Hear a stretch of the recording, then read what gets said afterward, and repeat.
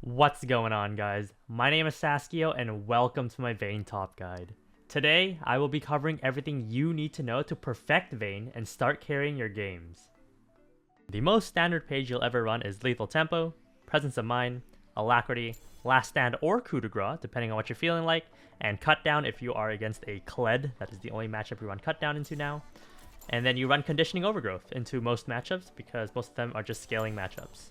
There are some variations you can run, like Conditioning on Flinching into Jax, because you do want to scale against that matchup, but also have the CC reduction. You can also go Bone Plating on Flinching into matchups like Quinn to lower the amount of blind that she has on her Q if you do get hit by it. And you can go switch between Bone Plating and Overgrowth too for matchups like Lucian, Tristana, Akshan. These are good matchups. Next up, you're on Attack Speed, Adaptive Force, and then you'll switch between these three all the time. You'll run Armor into most AD matchups top lane. You'll run MR when you know you're against an AP matchup top lane. And you can run HP Shard when you're against an AP matchup, or if you don't know who is going top or mid. For example, they have an Akali that could go top lane, and they have an Akshan that could also go top lane as their solo laners. Then you run HP Shard, and you'll still guarantee value for both matchups, even though it might not be 100%, but it's better than losing all value completely if you run Armor, and then for example, they send Akali top lane. The only other runes that are viable is really PTA. You can run PTA into matchups that you aren't trading a lot of autos. These matchups include matchups, as I listed earlier, such as Lucian, where you are going in a lot quicker, and you're not trading 6 autos, you're just trading 3. Akshan and Quinn, you definitely want to run PTA, and you'll normally pair it up with an Ignite, and you'll go from there. I just want to quickly talk about Fleet of Footwork and Halo Blades. They are not viable at all. Fleet of Footwork is not really good. It doesn't really do much for Vayne, and Halo Blades falls off very hard. And then lastly, I want to cover Bloodline. Bloodline is not good on Vayne. Don't run it.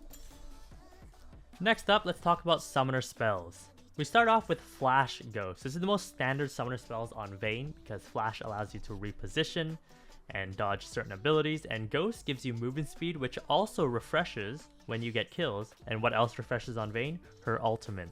So it kind of synergizes really well with her. Run Flash Ghost into most matchups. Next up, we have Flash Ignite. You'll normally run this matchup in matchups where you want a lot of kill pressure, such as Lucian and Quinn and Akshan, where you're both trading Ignites. Alternatively, you can run these into matchups such as Jax, Fiora, or Aatrox, who have a lot of healing if you are just learning Vayne, because it will give you a lot of kill pressure through their healing. Also, a side note for Flash Ignite is, very oftentimes people will run into brushes and you'll lose vision that won't allow you to chase them, but with Ignite, you will now have vision of them when they enter the brush. Flash TP is not common on Vayne because TP is not very useful because you don't really get any value out of it during fights, and that's what you want when it comes to Vayne. However, I would run this rune if you maybe are new to Vayne and there's a matchup that's really hard, or matches that are just completely unplayable that you are playing against, like Anivia top, Azir top. For some reason, if you decide to play into the Teemo matchup, then you can try running Flash TP to help you get back to lane and sustain the lane a bit better.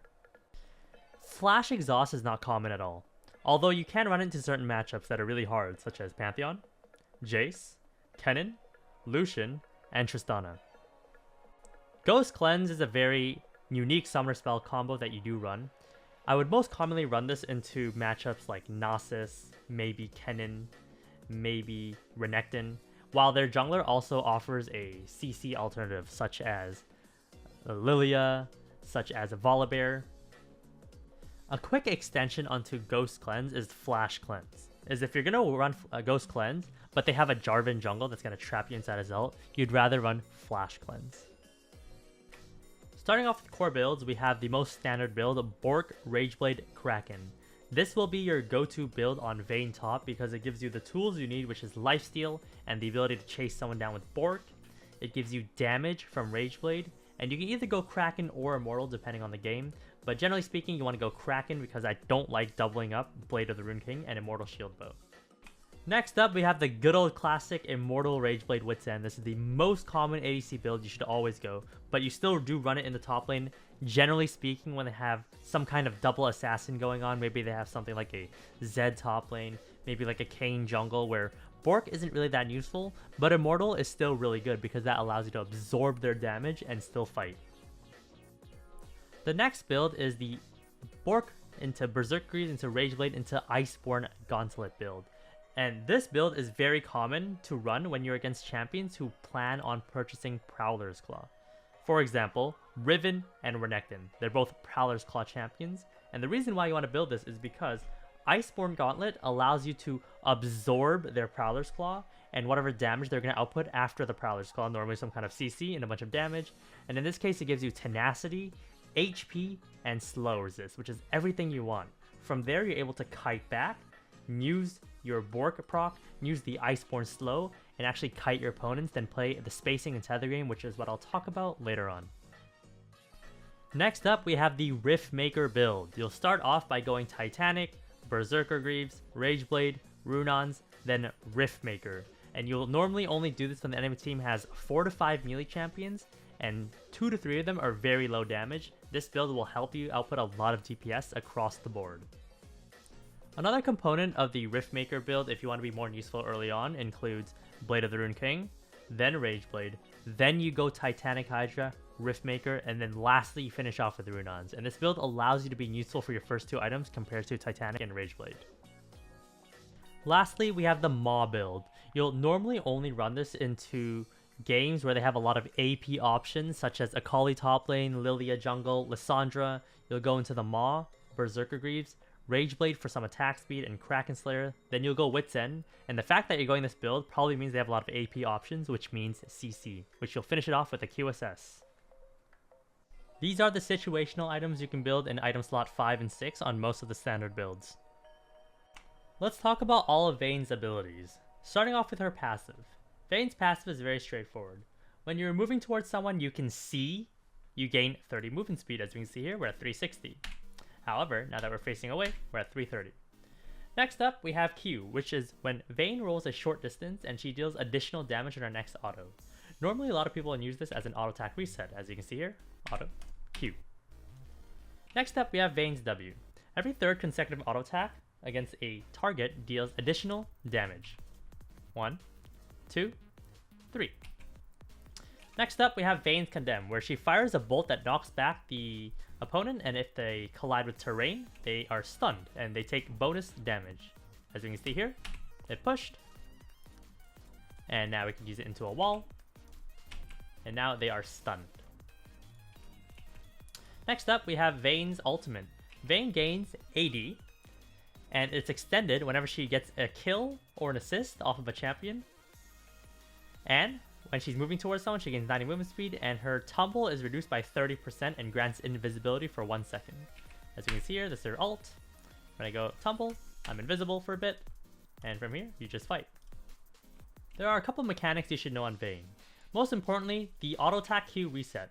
You'll normally commonly use this when you're in fights, where you're against the wall, or doing objectives. This is where you auto attack, Q into a wall so that it resets your Q animation as fast as possible, allowing you to output the next auto. The next combo you can use is when you are just outside of someone's vision range, and you can ult, go invisible so they can't see you, then show up right beside them. This will be very common when you're walking back to lane and someone is getting greedy, hitting your turret, and you're able to pop ghost maybe, try to get up beside them, and then kill them from there. The next one is the auto attack Blast Plant, where you auto attack a Blast Plant, and while your auto attack is in midair, you wind up your E on a target. The last Vayne combo you can do is when you E and flash your target. This is very simple. Normally my Condemn would shoot my target straight, here into the river, but if I E then flash, I'll redirect the E positioning to make it go into a wall. When it comes to Vayne Top, you have many things you must consistently take care of. Number 1. You must harass while using brushes to avoid minion aggression and CS perfectly. Number 2. You must play the waves properly to be in better positions to absorb ganks, pressure opponents, or find good base timers. You will also need to identify when to play aggressive and when to play defensively. Number 3. You must ward on the right timers without losing any minions in the correct spots. Number 4. You must perfect the spacing and tethering game relative to each matchup to fight properly. And lastly, number 5. You have to be willing to adapt to each situation since Vayne will run into many unique scenarios that you must outplay or sacrifice to stay in the game. When it comes to harassing your opponents in top lane, you want to play around brushes in the early game so you can reset the aggression. So let's start off by attacking this champion. All the enemy minions are going to attack me. This is wrong. This is not how you harass your opponents in top lane. Instead, what you're supposed to do is you're supposed to stick your head out of the brush, auto, and then enter the brush. Stick your head out, auto, enter the brush. And the minions never hit me ever. And eventually you get control of this bush, auto, into the brush. Auto, into the brush. Auto, into the brush. And the minions will essentially never hit you, unless you mess it up somehow, but that is how you reset aggression in top lane, and that allows you to control the wave and then play for the 3 or 4 wave crash. Let's talk about warding on blue side. You generally want to have your pink right here because this is easy to defend and it holds a really defensive position for you and covers good vision. If you place it any further, it might be very hard to defend, especially if you're holding a freeze, so watch out for that. Next up, when you're pushed up, you generally want to place a yellow over here, somewhere over here, so that you can spot if the enemy jungler is coming, and continue poking your opponents. Lastly, the last position is over here. This is when you're holding a golden wave positioning or a freeze, and you want to watch out for the enemy jungler potentially entering this brush, so this ward is also very helpful if you're holding that position. The 3 places you want to put your wards on red side is a pink right here. The reason why you want to put your pink here, because if you place it any further, it's really easy for melee champions to clear. So if you place it right here, you'll have to make the melee champion walk all the way in to clear it. Next up, you want to place your ward somewhere over here if you are pushed up so that you can see if the enemy jungler is coming to gank you.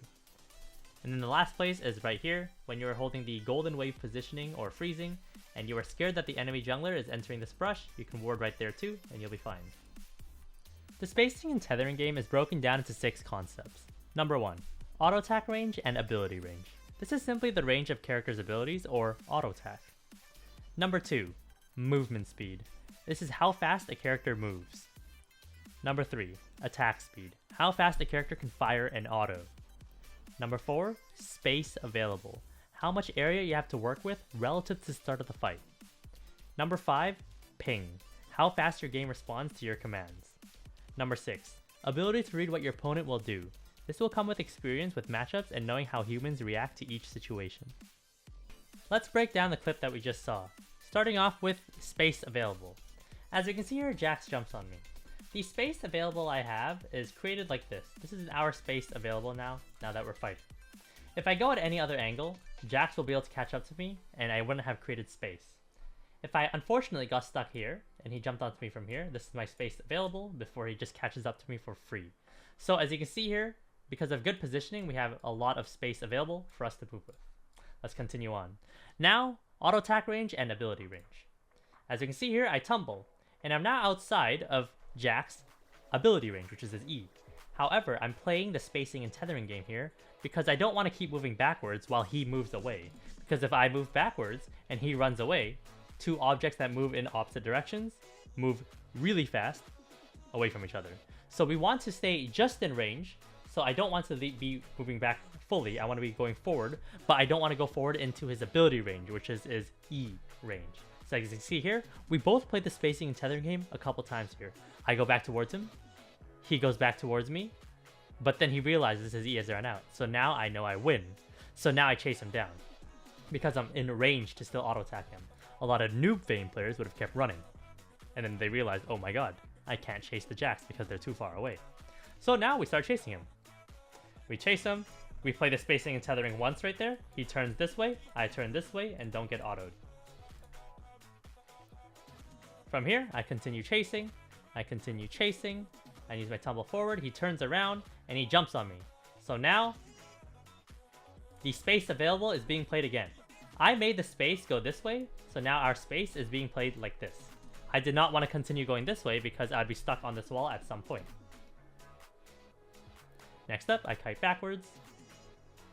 And now I create space. I create the space away from Jax because if I stand still to auto, my attack speed isn't fast enough for me to auto and then continue moving without Jax catching up. So I have to use my tumble to create the space.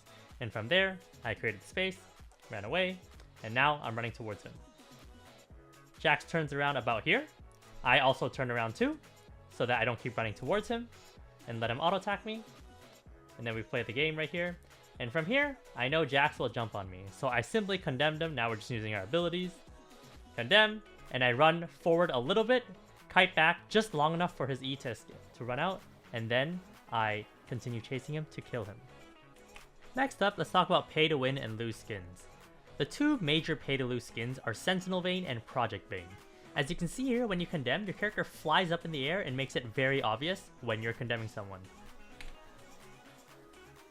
When it comes to these pay to lose skins, you don't want to run Sentinel or Project Vayne into champions like Fiora or Yasuo because they can easily react to your abilities by using their counter abilities, in this case Parry and Windwall. While I understand it might be a small deal for a lot of people and saying that it won't matter in the long run, if you do care about all the details, the best skin for you to run will be Spirit Blossom Vayne because when you're in alt form, your E animation and your E bolt is the exact same as the auto. I understand each skin has its own animation when it's using its E without its alt, but Spirit Blossom is the one that is the least distinguishable and people are less likely to see it. That concludes my Vayne Top Guide. If you would like further information on how to improve, please look in the description below for my Vayne Top document that covers all the matchups in the game. Along that includes my improvement videos which can be found in my Discord for free tutorials on how to truly get better at League of Legends. Lastly, if you enjoyed, make sure you guys subscribe to my YouTube channel and follow me on twitch.tv /SaskioLOL. Thank you very much for watching my video, and good luck on the Rift, Summoner.